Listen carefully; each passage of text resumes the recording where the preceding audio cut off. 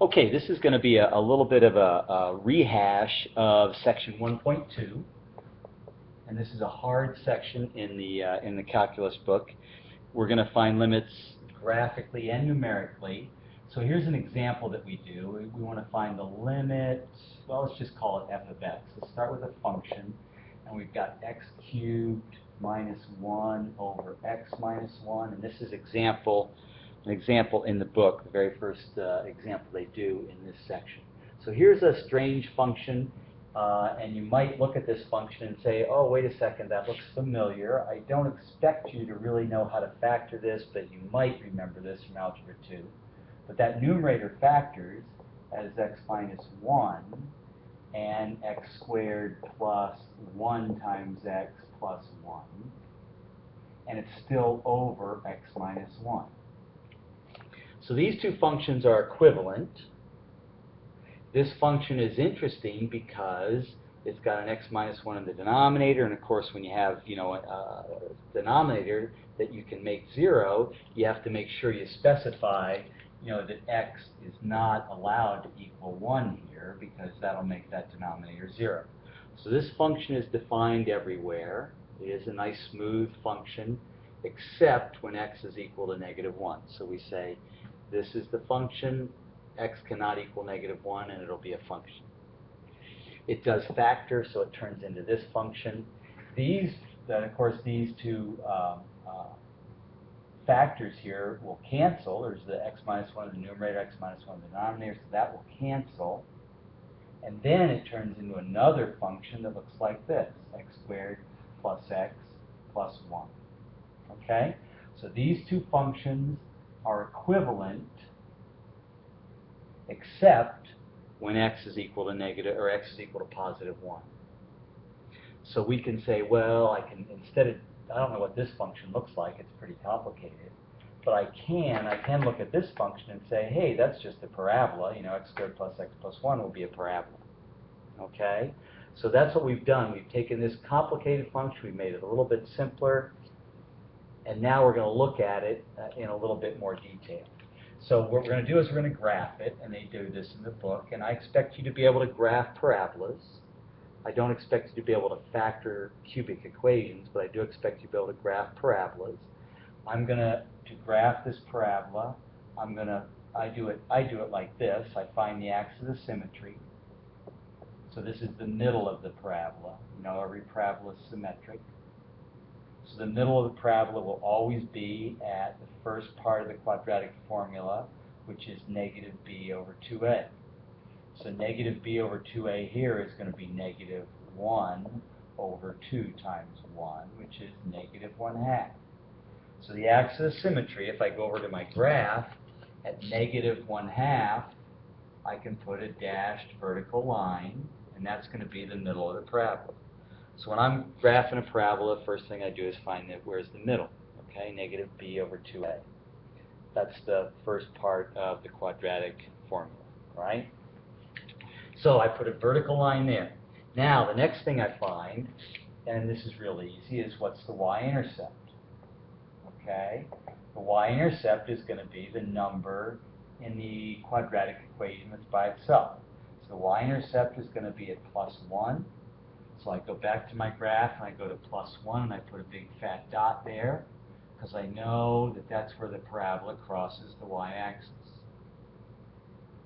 Now, because the parabola is symmetric, if I know it crosses the y-axis at plus 1, the axis of symmetry is at negative 1/2, I can go directly across the same distance on the other side of the axis of symmetry. I know there's going to be another point.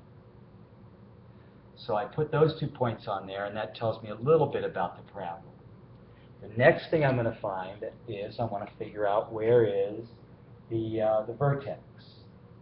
So the vertex is going to be, I'm going to take the axis of symmetry and put it into the original equation for x, and that'll tell me where the vertex is. And I'm going to do this on my calculator because I don't want to do negative 1/2, in that calculator or in that equation in my head, because I'll make a mistake with the signs or the squares or something like that. So I'm going to put this into my calculator. I'm just going to put in negative 1/2 in parentheses, square that parentheses plus a negative a half plus 1. When I do that, I get 0.75. So the vertex is going to be at negative 0.5 on the x-axis and positive 0.75 on the y-axis. So I can go back to my graph, and right there on the axis of symmetry at positive 0.75, I can put a big fat dot, and that tells me my parabola is going to look like this. Okay? So that's just a basic, graphing of the parabola. Now remember, that parabola is equivalent to our original function, which was pretty complicated, except where x is equal to positive 1. So over here at positive 1, what I'm going to have on my graph is I'm going to have a hole. So the parabola, of course, doesn't have a hole there, but my original function does have a hole there because the denominator is never allowed to equal 0. So this function is defined everywhere. It's just this nice looking parabola, except when x is equal to negative, or x is equal to positive 1. If x equals positive 1, all of a sudden this function is not defined. The parabola is defined, but technically our original function has an x minus 1 in the denominator, so it is not defined at that point right there when x equals 1. So we signify that by drawing a little hole. Okay, so we've got a pretty parabola. So this function up here is this beautiful parabola with a hole in it right there where x equals 1. Now, what we want to find in this example, what we're doing today, and this is all we talked about today. We didn't really get to much more. There's a whole bunch of other stuff in this section which we'll get to on Monday. But all we talked about now is what's the limit of our function, the limit of f of x, as x gets closer and closer to 1. The way we write that is like this. We write limit f of x as x approaches 1. And the way you can think about that is, well, what happens as x gets closer and closer to 1? So here's x on the x-axis, and all we're doing is we're letting it get closer and closer to 1. We don't actually let it get to 1, mainly because it's not allowed to get to 1, right? It's not allowed in the function to be equal to 1. But we want to see, well, what happens here as we make it closer and closer and closer to 1? And that'll tell us what this limit is equal to, hopefully. Hopefully, we'll be able to determine what this limit equals. Limits are a big deal. I mean, when I took calculus in college, I always thought they were a little bit of a waste of time, but you really can't do calculus without limits. So nobody could figure out calculus for 2,000 years until Isaac Newton came along and really realized that he had to understand limits to figure out a whole bunch of cool stuff. So that's what he's done here. Why we have to worry about limits is because he realized that they were important. Okay, so we're going to let x get closer and closer to 1 here, and we're going to figure out what y gets closer and closer to. And we're going to do that with a little graph. So we're going to start out here, and this is what the book does. They do a little graph just to show you, what's going on as you get closer, as x gets closer and closer to 1. So we're going to make it up. This is just out of the book. They do the exact same thing. Here is, and we'll do this on our calculator. Here is x, and here is f of x, of course, which is just y, the y value. So we're going to start out with, we'll let x be, so we want to be kind of close to 1, but not really, really close to 1. So we'll start out letting x be 0.9, and then we'll let x be 0.99, and then we'll let x be 0.999. So all we're doing is we're moving x along this little line here, making it closer and closer to 1, to see what f of x gets closer and closer to see if we can figure out what the limit is as x approaches 1. So it's not when x equals 1, but as x approaches 1. Okay, so we'll draw it like this. Here's x getting closer and closer. What's the limit get closer and closer to? So if it works out nicely, we're going to get an answer here, and it'll be pretty obvious.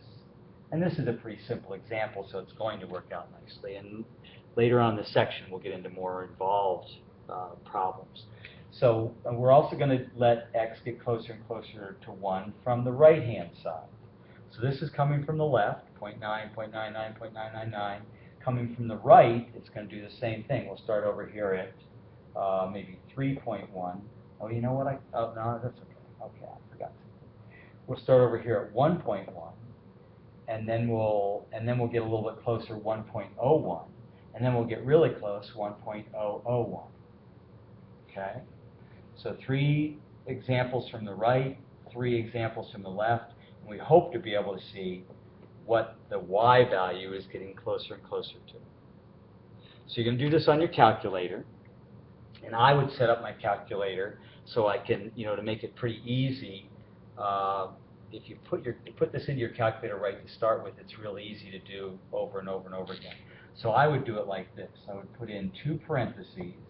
So I'm putting this original function into my calculator in a way that's going to make it easy for me to figure out these limits.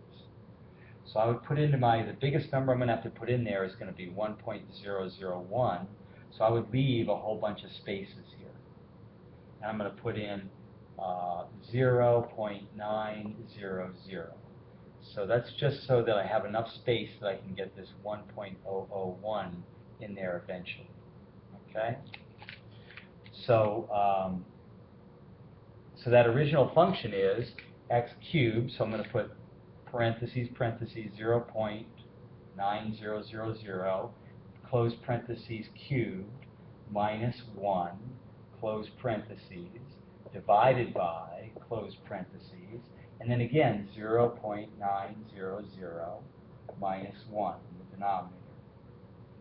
So that should be my entire function. If I type it into my calculator like that, I can do it real quickly and over and over and over again. So let me try this. 2 parentheses, 0.900, cube that, close that parentheses and cube it, minus 1, close that parentheses, divided by another parentheses, the denominator, 0.900 minus 1. So type that whole thing in, and that turns out to be 2.71. Okay? So when x is 0.9, f of x is 2.71. Now I'm going to go back and I'm going to change this to a, instead of 0.90, it's going to be 0.99 and 0.99 here. This is really easy now because I've got my calculator set up to do that. So I just have to scroll over and change 2 digits. When I do that, it turns out to be f of x turns out to be 2.97. I'm rounding that just a tiny bit to make it easy to write. 2.97, okay? And now I'm going to change it to 0.999, change x to 0.999 in my calculator.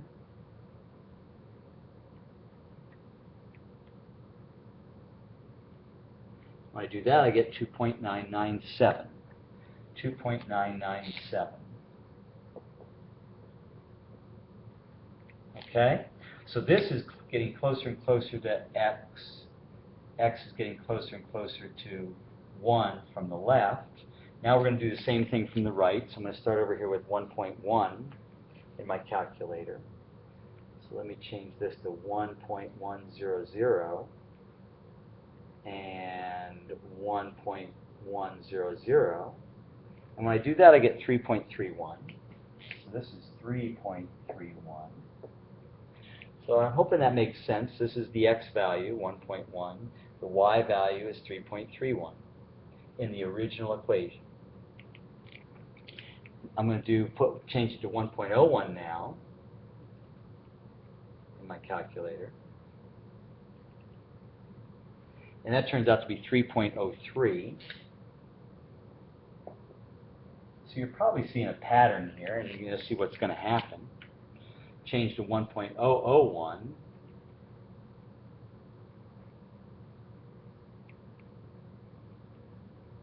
And that turns out to be 3.003. So, as x gets closer and closer to 1, what we have to guess is, what we have to figure out is, what does y get closer and closer to? So from here, from the left, y is 2.7, 2.97, 2.997. From the right, y is 3.3, 3.03, 3.003. So now your job is to guess at what y is getting closer and closer to. And if it's getting closer and closer to the same number from both sides, it's got to be the same number from both sides, then we're going to say, hey, that's the limit of f of x as x approaches 1. So this thing right here is what we're going to call the limit of f of x as x approaches 1. Okay? And right now, that's just a guess. So we don't really, I haven't really explained other than that. It's very intuitive, just, hey, look at it, see if you can figure it out, see if it makes sense to you. X is going to get closer and closer to 1. What value does y get closer and closer to? So y is coming up this way from the left, coming down this way from the right. If it's getting closer and closer to the same number, we're going to call that number the limit of that function. So we'll go over this more on Monday, but that's kind of just a rough intuitive explanation, intuitive approach to seeing what this limit is. And there is a very rigorous, very exact, precise definition that we'll give you on Monday, but really what we're looking for right now is just kind of an intuitive idea of what a limit entails.